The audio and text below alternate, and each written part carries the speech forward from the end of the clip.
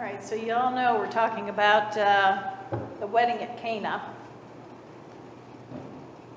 Of all the things that could go wrong at a wedding, believe me, there are a lot of things that can go wrong, but running out of libations is one that is a no-no. In fact, outside of the bride and groom, or the bride and bride, or the groom and groom, getting cold feet and not showing up, running out of wine or scotch or whatever your preferred drink might be is tragic for some people. It runs a pretty close second, I think, to getting cold feet. Guests have reasonable expectations that when they're invited to a joyful occasion, such as a wedding, that three things will happen. That the couple will be blissfully joined together in matrimony, that they will be treated to some sort of gourmet meal with little mounds of food, artfully placed on a plate piled high with a few sprigs of rosemary, stuck in it, and that the alcohol will be free-flowing all night, as long as the wedding goes on. That is the culture in which we live, at least pre-pandemic. My guess is post-pandemic, probably go back to that. Now, I've married off all three of my children, and one of them I've married off twice. So I do know the incredible effort that it takes to pull off a really happy event where you hope and you pray that nothing goes wrong that will produce disgruntled guests. And one of those weddings, by the way, was in France. Oh my. That's another story for another time. But even with all of the careful planning, right, things really sometimes do go wrong. Now, I can remember at my own wedding many moons ago, we got to the reception and one of the waitresses headed my mother off at the pass. The baker said she or he forgot to put the wedding toppers on top of the cake, right? Now, my mother was livid, and I was really sad at that. She called the bakery because it was, I think it was a Friday night that we got married. The bakery was closed by that time, so nobody picked up. The bride and the groom cake topper that was to preside over my cake was the very same cake topper or couple that stood on top of my mother and father's wedding cake in 1938. So we were distressed and sad. And I do still have the wedding toppers, the bride and groom, and they're beautiful. We came to find out that the baker had just simply forgotten all about the toppers to put on. Luckily, some waiter or waitress at the place, it was down in Norwalk at Shorelands, I think it was called. Somebody, one of the wait staff had gone around and plucked flowers out of the floral arrangements that were on the table and put them on top and made a nice little arrangement. So it wasn't just a blank top of cake. There was something up there, but not what we had thought. So wedding disappointments and disasters come all the time and in many different proportions. So let us now hear about one such wedding disaster from the Gospel of John, the 2nd chapter. On the third day, there was a wedding in Cana of Galilee. and the mother of Jesus was there. Jesus and his disciples had also been invited to the wedding. And when the wine gave out, the mother of Jesus said to him, "They have no wine." And Jesus said to her, "Woman, what concern is that to you and to me? My hour has just not come." His mother said to the servants, "Do whatever he tells you." Now standing there were 6 stone water jars for the Jewish rites of purification, each holding 20 or 30 gallons. And Jesus said to them, "Fill the jars with water." And they filled them up to the brim. He said to them, "Now draw some out and take it to the chief steward." So they took it. When the steward tasted the water that had become wine and did not know where it came from, though the servants who had drawn the water knew, the steward called the bridegroom and said to him, "Everyone serves the good wine first, and then the inferior wine, after the guests have become drunk. But you have kept the good wine until now." Jesus did this, the first of his signs, in Cana of Galilee, and revealed his glory, and his disciples believed in him. Amen.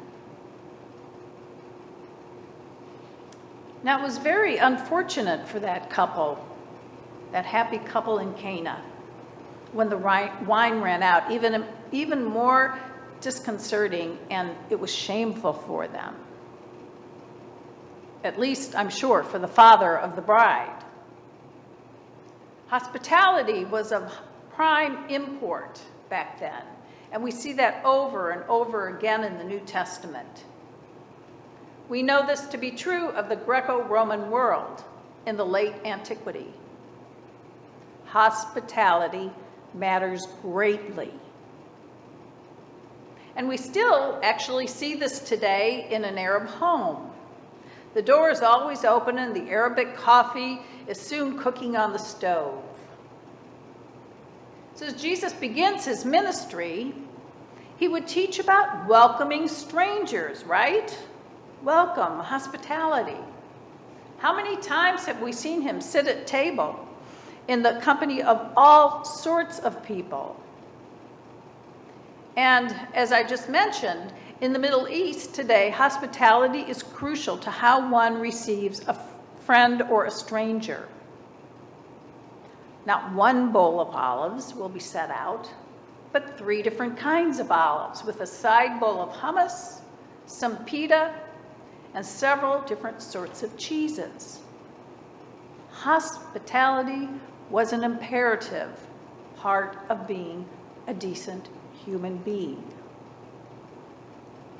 So, running out of wine should not have happened.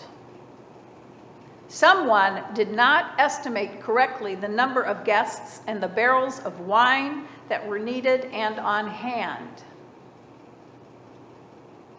This is one of the few times we get to see a glimpse of Jesus just, kicking back and having some fun. Mostly we just see him or hear of him walking through the desert, walking from here, getting in a boat, getting out. But here, he's just having some fun.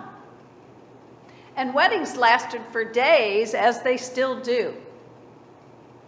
There's men's parties, and there's women's parties, and the final reception. And Jesus and his disciples and Mary were all part of the festivities. And I think it's an interesting exchange between mother and son that parents can appreciate.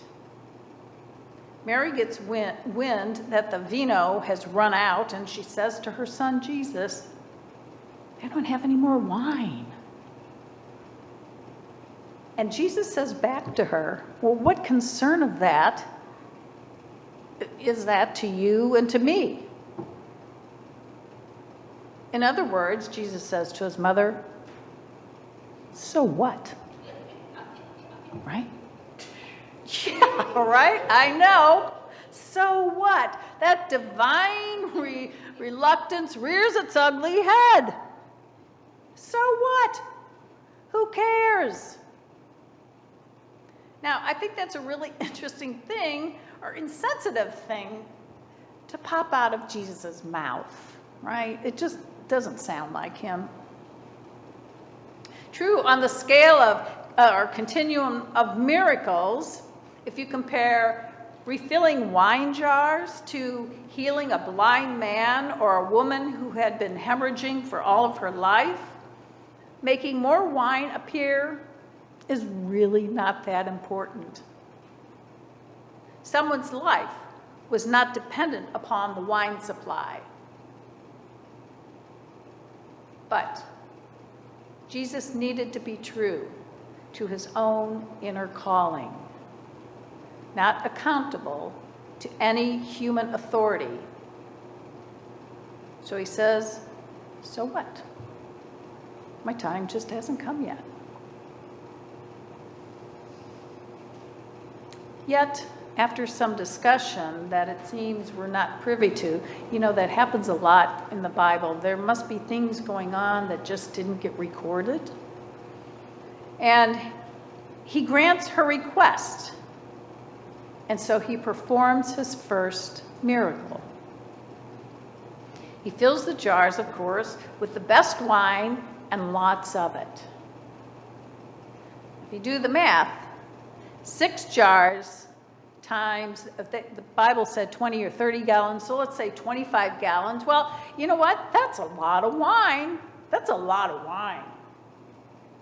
I don't know how many guests were there, but that's a lot of wine. Just saying. Well, the party continues and the host saves face, and Jesus' power and divinity is slowly seeping out into the world. It's yet another epiphany of his true identity. He revealed his glory, and his disciples believed him. Now, 3 things we could look at as 3 gifts happen in the scripture that are of value to us for our consideration. 1, Jesus recognizes that he must be true to his calling from God. And 2, he or God gives in abundance 150 gallons of wine. As I said, a lot of wine. And 3, his glory is revealed. So the gift from Cana that I'd like to focus on this morning is being true to your calling, because that's what we see here in Jesus' example, I think. So often we get lost in life, and we heed the call that someone else issues for your life. I don't know if it's ever happened to you, but it happened to me a long time ago. That same mother that was livid at my wedding reception, 4 years before that, or 5 years, whatever it was, she wanted me to major in education in college so that I would have something to fall back on. Okay? Meaning that if I didn't marry, right, and have someone take care of me, that I'd have something to fall back on, some career that I could do to, make my way in life. I could be a teacher. Well, that was a long time ago. That was way back in the 70s when women were still emerging in the workplace. And it was not a slam against education by any means, because my family held education in very high regard. It's just that she wanted me to be a teacher, and I didn't want to be a teacher. So I became an art major instead, following my own heart. Far cry from education, right? I didn't even think about being an art teacher, just art. And I followed my own heart with a little bit of defiance for good measure. It's so important to remain true blue to who you are. When you're being the best expression of yourself that you can be, the world really is a much better place. And you are at peace in your inner soul. Is it hard? Sure. Yeah, it's really hard because we listen to all of those influential voices around us that are in our lives who lovingly tell us who we should be, how we should dress, what we should do, whom we should love. They mean well. At least, I hope they do. But to be your best, you need to listen to your call. Take into consideration your talents and your gifts with all the honesty that you can muster up. You see, we all have gifts to share. We've all been called by God for a specific purpose here on earth, and I really and truly believe that. No one is expendable. How we choose or what we choose to do with those gifts, well, that's a whole other story. But we've all been given those gifts and talents, and no one is expendable. These gifts, issued by the Holy Spirit, share in the betterment of humanity and God's kingdom. And the real beauty of it is that there's a variety and a diversity of gifts. It's endless. So I want to share with you now a passage from 1 Corinthians, the 12th chapter, and I'm reading from the Contemporary English Version. My friends, you asked me about spiritual gifts. I want you to remember that before you became followers of the Lord, you were led in all the wrong ways by idols that cannot even talk. Now I want you to know that if you're led by God's Spirit, you will say that Jesus is Lord, and you will never curse Jesus. There are different kinds of spiritual gifts, but they all come from the same Spirit. There are different ways to serve the same Lord, and we can each do different things. Yet the same God works in all of us and helps us in everything we do. The Spirit has given each of us a special way of serving others. Some of us can speak with wisdom, while others can speak with knowledge. But these gifts come from the same Spirit. To others, the Spirit has given great faith, or the power to heal the sick, or the power to work mighty miracles. Some of us are prophets, and some of us recognize when God's Spirit is present. Others can speak different kinds of languages, and still others can tell what these languages mean. But it is the Spirit who does all this and decides which gifts to give each of us. Amen. So it is the Spirit who gives each of us these very special gifts. Now you might ask, what's the difference between natural talents and spiritual gifts? I get that question all the time, and granted, it's confusing. But there is a difference. Natural talents come to us by way of genetics, our context, our training, whereas spiritual gifts are a gift and a result of the Holy Spirit. Natural talents can be possessed by anyone and everyone, as I said before, whereas spiritual gifts are possessed by Christians in our context. It's very contextual. Natural talents are used for non-spiritual purposes, whereas spiritual gifts are used to God's glory and lifting up of the ministry within the church. Okay? Are you beginning to see the difference between the two? That really is the difference. We use our gifts to and in the name and glory of God. Now, it was against Jesus' intuition to perform that miracle at Cana, right? But he did. He discerned that the gift of changing water into wine would reveal, it would lift up, it would begin his ministry as the Son of God. Being true to your calling from God will magnify and utilize your spiritual gifts.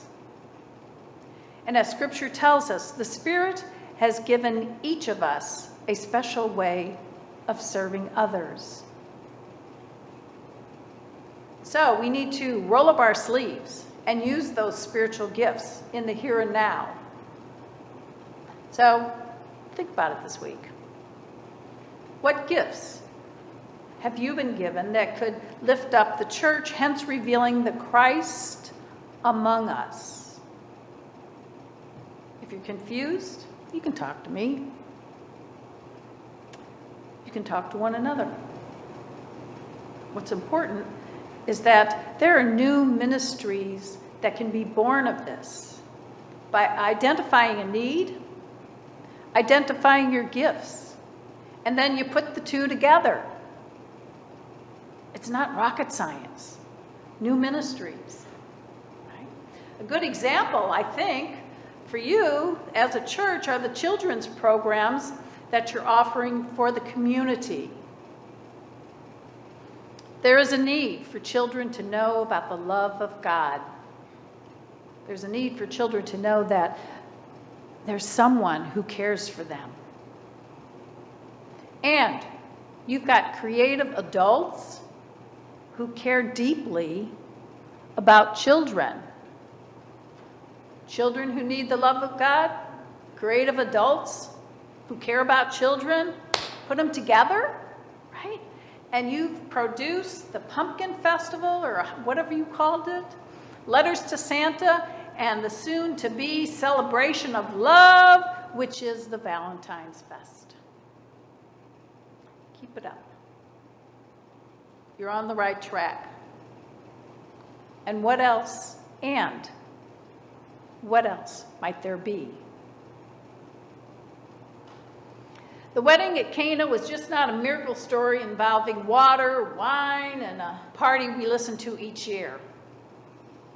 It holds the key to unlock the mystery of our faith in Jesus Christ and the glorious gifts that the Spirit has given to each one of us. Amen.